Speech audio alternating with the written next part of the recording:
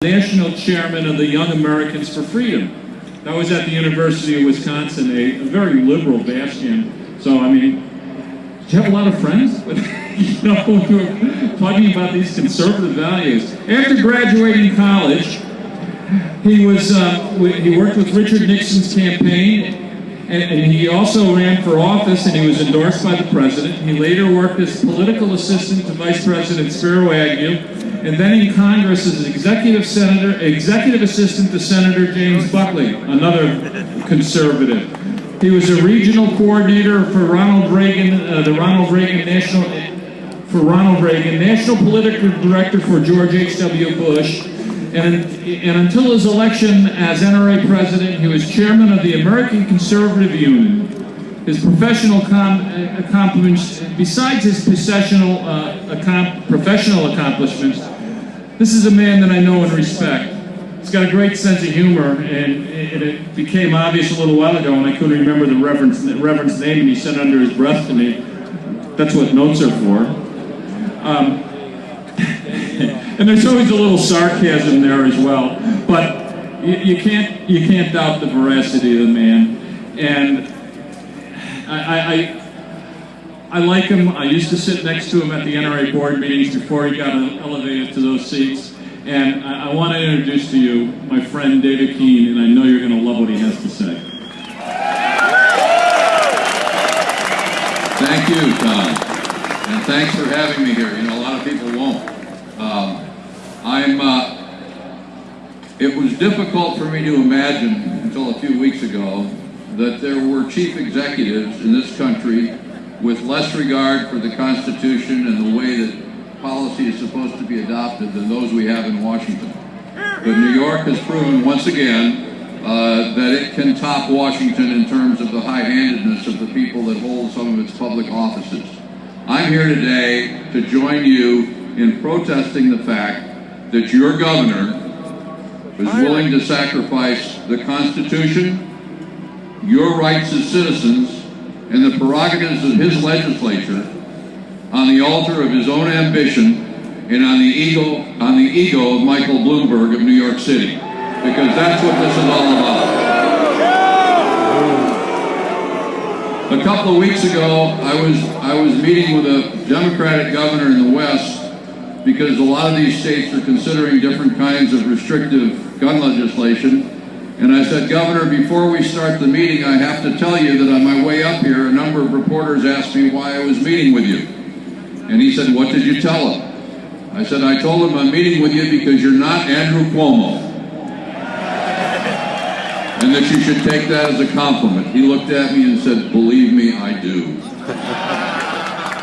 There are a lot of people in this country who remember Andrew Cuomo. He's like a bad penny who keeps turning up. Remember the fights of the 1990s. Remember the Dianne Feinstein so-called assault weapons ban. What did that all center around? Among the key players in the Clinton administration who went after our Second Amendment rights in the mid-1990s was HUD Secretary Andrew Cuomo, who during that period profanely called the owners of gun companies around the country, including one whose employees and supporters are wearing t-shirts here today, and threatened to destroy their company if they didn't go along with Bill Clinton's position on firearms ownership in this country. We fought them off in the 90s, we'll fight them off now. We've lost battles before, we'll not lose this war. I'm here today because of you and because of the rights that you have under the Constitution of this country, and because of the courage and the willingness you've shown to stand up for those rights. I'll tell you something, this is a country that was not founded by the politically obsessed. The American people, and one of the reasons for our stability as a country is that Americans came here, founded this country, and lived here, not because they wanted to be obsessed with politics, but because they wanted to live free. They wanted to earn a living.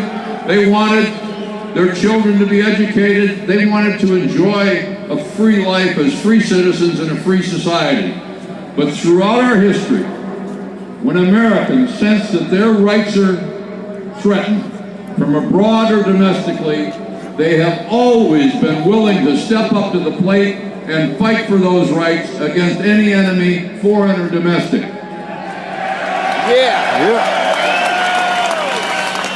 That's why you're here today, and that's why I'm here with you. You know, down in Washington, they say, well, the NRA is simply a special interest. My answer is yes, we are. We represent the American people. We fight for the Constitution. We fight for the Bill of Rights. We fight for the rights of free people everywhere. And for those of us who believe in those rights, and who, unlike some of our political leaders, have not only read the Constitution, know that the Second Amendment doesn't apply simply to squirrel hunting, and understand the importance of the Second Amendment and the Bill of Rights to the nature of the country we live in, we all have a special interest in our future and the kind of country we're going to pass on to our children and grandchildren. That's why we're here, that's why I'm here, and that's why you're here. You know, our strength does not come from the fact that we are a, quote, special interest, or that we represent one small group of folks in our society. We at the NRA, we did have 4 million members. Pretty soon we'll have 5 million members, thanks to the folks that are joining in this battle. Our strength comes from the fact that the members of the NRA and the broader community of Second Amendment believers in this country is not simply made up of Republicans or conservatives or Democrats or liberals or factory owners. It's made up of all Americans, farmers, union workers, and all of the rest, police officers and veterans. And because of that, and because of the fact that we, as believers in the Second Amendment, are willing to do something most people in this country are not willing to do, which is not just to stand up for our rights, but to support those people who stand with us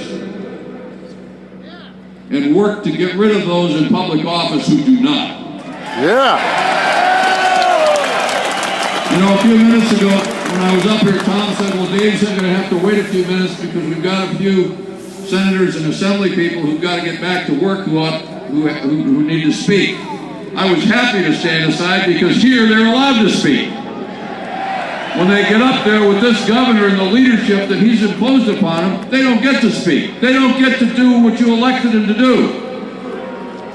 And we need to change that. We need to change it here, and we need to change it elsewhere.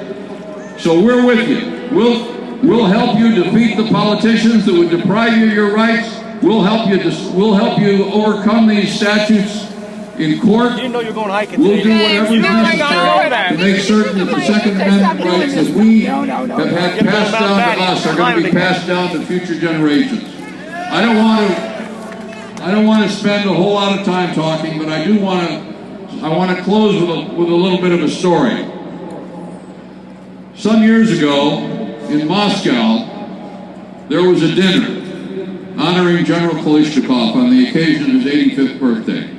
General Kalishnikov, as you'll recall, was the tank driver who in his spare time in World War II invented the AK-47. And he's one of the few heroes that Russia has, because they had a 70-year period there where it was hard to find one. So they held a banquet honoring the general, and Mr. Putin got up at the conclusion of the banquet to toast him on the occasion of his 85th birthday.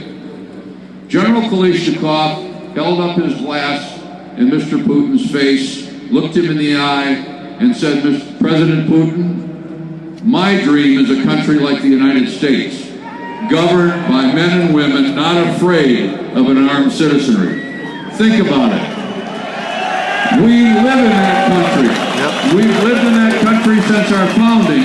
In the rest of the world, people can only dream of the freedoms that we've enjoyed, and we, in this generation, will not allow those freedoms to be taken from us. Thank you very much. Great speech. Come on, let's hear it for David.